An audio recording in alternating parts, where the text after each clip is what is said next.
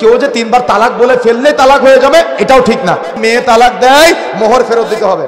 তালাক ছেলে, আচ্ছা তালাক ছেলে মেয়েকে দিতে পারে, আবার মেয়ে ছেলের কাছে তালাক চাইতে পারে। আমাদের সমাজে প্রচলিত আছে মেয়েরা তালাক দিতে পারে না, এটা ঠিক না।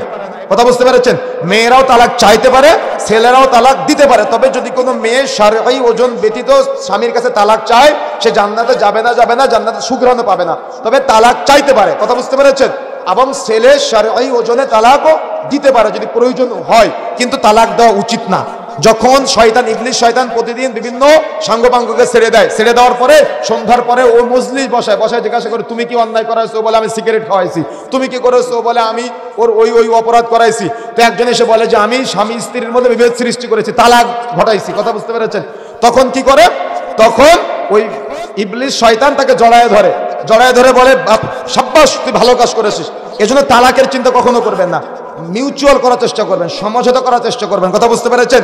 তাহলে তালাক ছেলে দিতে পারে এবং মেয়ে তালাক চাইতে পারে। তবে সমাজে পরিচালিত যদি কেউ তিনবার তালাক বলে ফেলে এবং তালাক হয়ে যায়, এটা ঠিক না। দেখেছেন না গত 3-4 দিন আগে, 4-5 দিন আগে একজন ভণ্ড ভ্রান্ত হুজুর ওই হিল্লা প্রথার নামে ওই একজনে তিনবার তালাক বলে ফেলেছে। ওই মহিলাকে নিয়ে ও কিছু সময়ের জন্য সংসার করে আবার ওই ছেলের সাথে আবার বিয়ে দিয়েছে। নাউজুবিল্লাহ। এগুলো হলো হিন্দুয়ানি কালচার, এগুলো চলবে না।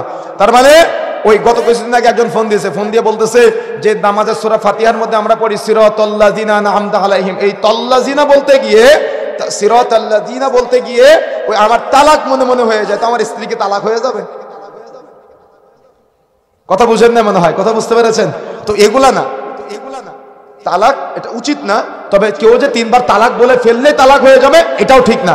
3 তুহুরে 3 তালাক হবে। কথা বুঝতে পেরেছেন? কয় তুহুরে বলেন তো? মহিলারা যে অপবিত্র হয় না, এক অপবিত্র থেকে আর এক অপবিত্র পর্যন্ত এই সময়কে বলা হয় তুহুর, পবিত্র সময়। এই পবিত্র সময়ের মধ্যে যতবার তালাক বলবে সেটা 1 তালাক বলে গণ্য হবে। মনে থাকবে ইনশাআল্লাহ। এরকম 3 তুহুরে 3 তালাক বলে গণ্য হবে।